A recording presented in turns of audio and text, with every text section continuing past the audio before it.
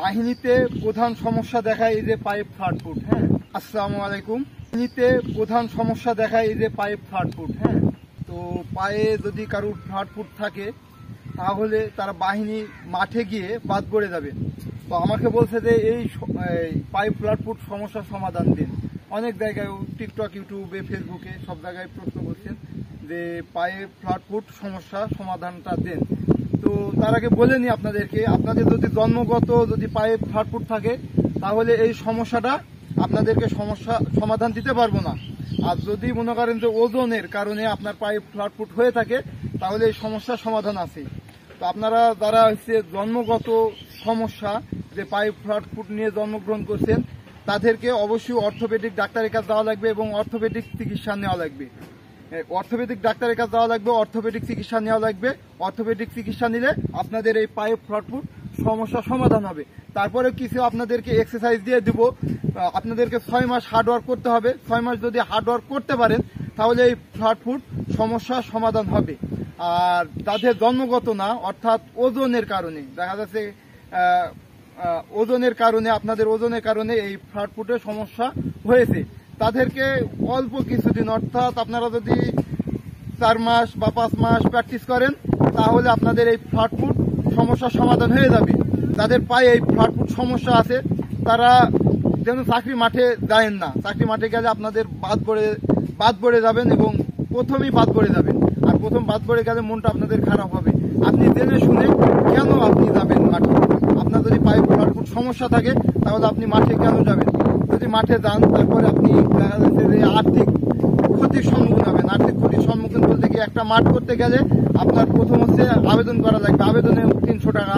তারপরে আপনার মাঠে যাওয়া লাগবে, মাঠে খাওয়া আছে, থাকা আছে, এই আদার্স দিয়ে আপনার 2000 অর্থাৎ 2300 বা 2500 টাকা খরচ হবে। আর যদি মনে করেন যে দালাল ধরে মাঠে যাব তাহলে আরো বিভিন্ন সমস্যায় পড়তে পারেন। তো দালাল ধরে কেউ মাঠে যাবেন না এবং যাদের এই সমস্যা আছে তো এই সমস্যার সমাধান করে দেবেন। তো পাইপ ফ্ল্যাটফুটের সমস্যা সমাধানের একটা পথ, সেটা হচ্ছে আপনাদেরকে নিয়মিত মার্বেল, অর্থাৎ গুটি আছে এমন মোটা মোটা গুটি, এই গুটিগুলা নেবেন, নিয়ে পায়ে এইভাবে গলবেন প্রতিনিয়ত। তারপরে আপনার লোহা বা আপনার ওই যে বাঁশের যে আছে কঞ্চি বলি আমরা, আমাদের গ্রামে ভাষায় কঞ্চি, ওই কঞ্চি যদি কেটে এমন মোটা কঞ্চি কাটবেন, কাটার পরে আপনি এই পাইপ তলে এইভাবে ঘষবেন।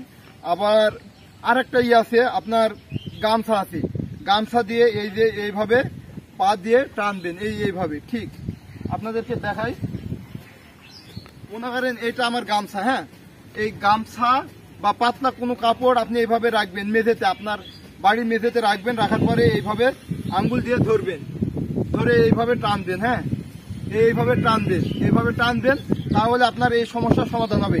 তারপরে এই যে এইভাবে ইসের ওপরে আপনি টুয়ের ওপরে হাঁটবেন, টুয়ের ওপরে হাঁটলে এই পাইপ ফ্ল্যাটফুট সমস্যার সমাধান হবে। তারপরে এই যে এইভাবে আপনারা হাঁটবেন। হ্যাঁ, হাঁটলে এই ফ্ল্যাটফুট সমস্যা সমাধান হবে।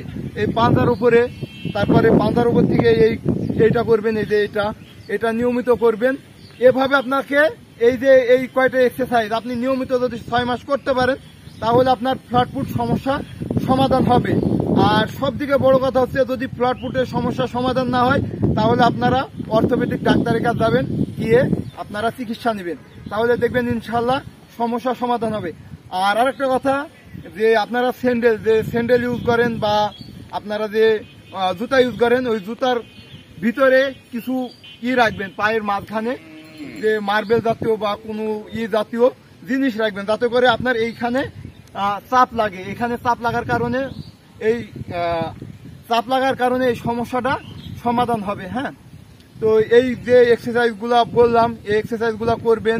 তারপরে আপনার ওই বাড়িতে ওই কাজগুলা করবেন। আর আরেকটা কথা বলে আমি ভিডিওটি শেষ করব, যারা করবেন ওই লেখাপড়া করেন এবং লেখাপড়া করেন তারা অবশ্যই যখন পড়ার টেবিলে বসবেন, তারা পড়ার টেবিলে বসার ভিতরে আপনারা পড়ার টেবিলে বসার পরই আপনারা ওই যে মার্বেল বা ওই কঞ্চি আপনারা যেটা নেন না কিসের জন্য, ওইটা দিয়ে আপনারা পা ঘুষবেন এবং লেখাপড়া করবেন।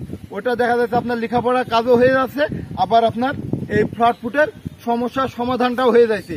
তো এই কাজগুলা করবেন, তাহলে আপনারা ইনশাল্লাহ আপনাদের পায়ের যে ফ্ল্যাটফুট সমস্যা আছে সমাধান হয়ে যাবে।